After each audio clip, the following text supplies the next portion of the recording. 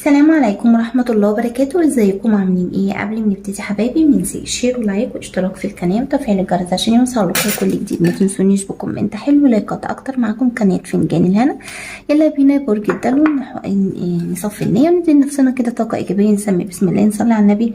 اللهم صل وسلم وبارك على سيدنا محمد. خير ان شاء الله. برج الدلو طبعا لا يعلم الغيب الا الله. القراءة بتنطبق على الجنس رجل وامرأة وكل الأعمار. القراءة بتكون عامة وليست خاصة. يلا بينا نحط لايك، نحط كومنت حلو نرفع بيه الفيديو بتاعنا يا برج الدلو بليز بعد إذنكم. برج الدلو يلا بينا بليز بعد إذنكم. برج الدلو الطاقة ديت قليلة أنا هقولها، ولكن شايفة هنا إن البعض منكم عندك علامة استفهام في شخص، في شخص متكبر، او يكون انت عندك علامة استفهام عايز تفهمه هو متكبر عليك او مش متكبر، ولا هي دي شخصيته ايه. ده للبعض منكم. الشخص ده ممكن يكون عاطفي او ممكن يكون شخص من الاصدقاء او ممكن يكون حد من الاهل او ايا كان هو مين.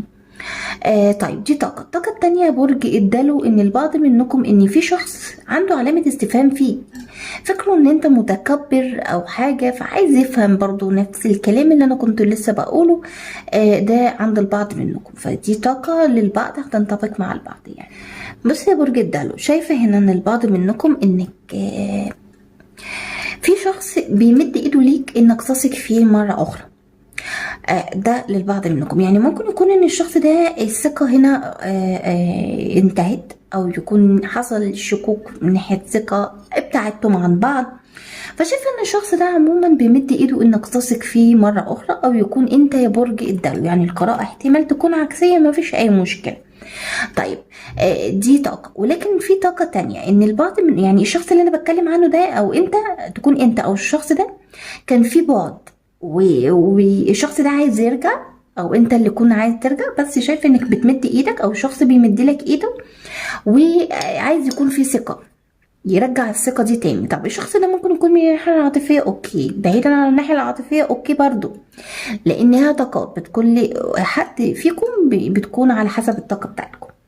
طيب الطاقة التانية بقى ان في شخص لا انتوا ما حصلش ابتعاد ولا اي حاجة، ده شخص الاول مرة الشخص ده بيمد ايده ليك، او انت بتمد ايدك لشخص ان يكون في ثقة بينك وما بينه، يعني عايز يكون في ثقة. الشخص ده ممكن تكون انت، والشخص ده ممكن يكون طرف تاني، يعني الشخص التاني هو اللي بيمد ايده ليك ان هو ان يكون في ثقة متبادلة بينك وما بينه. طب الكلام ده حصل مع البعض او هيحصل مع البعض منكم. طب زي ما احنا ما متعودين ان بكلم بنسب، فنسبة كبيرة ان الشيء ده حصل، ولكن بنسبة قليلة ان الشيء ده هيحصل مع البعض منكم. اوكي كده؟ اوكي طيب. انا شايفه ان هو انك انت بتمد ايدك او الشخص اللي بيمد ايده ان يكون في ثقه واستكمال، انك تكملوا مع بعض يا برج الدلو. بس شايفه ان في شخص منكم مليان طاقات سلبيه اتجاه الشخص التاني.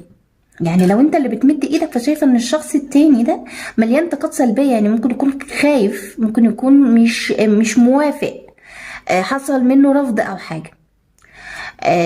ولكن لو شخص تاني بيمد ايده ليك، فشايفه ان في حاجه من ديت مع البعض منكم، في حاجه ممكن يكون في تخوفات، بس مش رفض، هو تخوفات. طيب الشخص ده ممكن يكون من الناحيه العاطفيه، او يكون لا، يعني ممكن تكون ده شخص انت عايزين تقوموا بعمل مع بعض او حاجه، ويكون في ثقه وكده، بس في حاجه من اللي انا بقولها دي، في تخوفات او في حاجه من دي. هنعرف دلوقتي ايه. لو ظهر حاجه هنقول.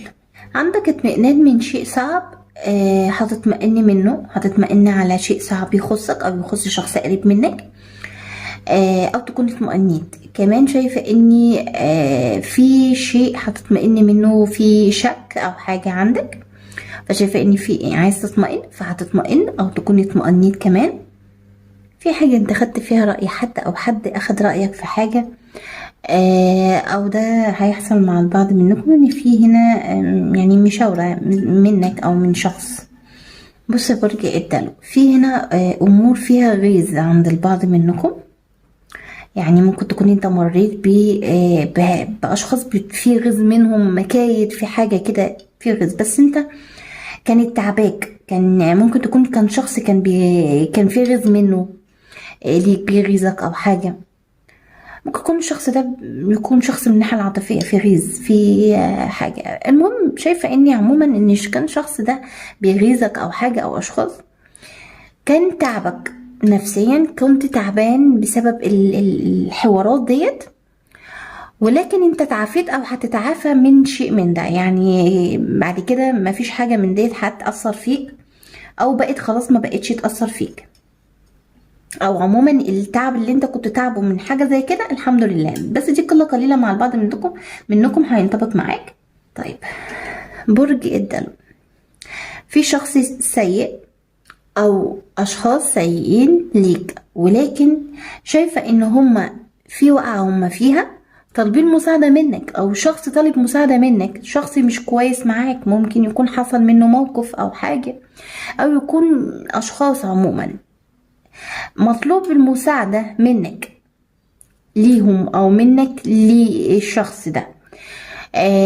الكلام ده حصل مع البعض بنسبة قليلة، ولكن بنسبة كبيرة هيحصل مع البعض منكم ان في حد من اشخاص سيئين او شخص سيء ليك، ولكن هيطلب مساعدتك.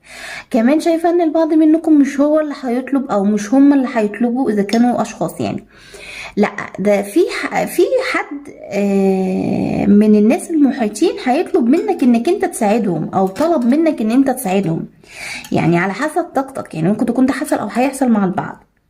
تعالى طيب كده برج الدلو نشوف فنجانك هيقول ايه. بس قبل ما نشوف فنجانك، برج الدلو اللي مشتركش يشترك في القناة، عشان في عدد كبير قوي منكم بيتفرج وما بيشتركش في القناة، فياريت نشترك في القناة بليز بعد اذنكم، بعد اذنكم. برج الدلو في تقدم من ناحية عاطفية. يا برج الدلو في تقدم من ناحية عاطفية، يعني ممكن يكون لو في شيء صعب يخص الناحية العاطفية فهو هيكون في تطور للأفضل. في مشاكل في توتر أو حاجة في علاقة، أو تكون علاقة صعبة،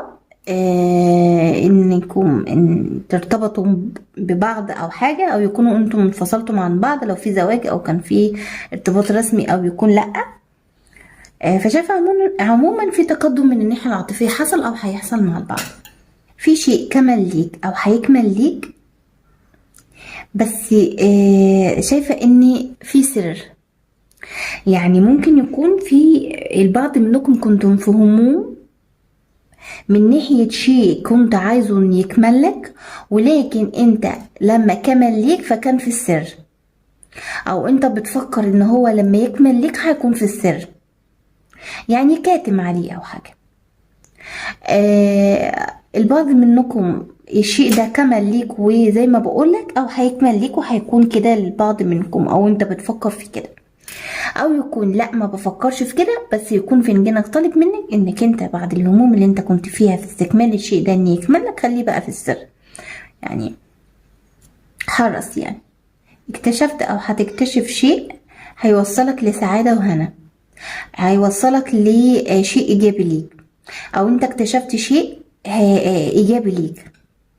ممكن يكون ده دليل، او ده يكون حاجة فكرة جت على دماغ، او اكتشفت حاجة في اكتشاف عموما انت اكتشفته او هتكتشفه، بس هيكون ايجابي ليك. في فتنة هنا حصلت فعملت مشكلة، فتنة في شيء كان في كتمان او حاجة الله اعلم، بس هي فتنة حصلت، اذا كانت عليك او منك الله اعلم. ولكن شايفة هنا ان النسبتين قد بعض، اذا كانت للبعض منك او البعض منكم كانت عليك. الفتنة دي للبعض منكم كانت تخص عمل بنسبة كبيرة، زي ما احنا متعودين بنتكلم بنسبة كبيرة تخص عمل، ولكن البعض منكم لا، بعيدا عن ناحية العمل خالص، وهي طاقات عموما انت على حسب طاقتك بتكون دي بتاعتك يا برج الدلو.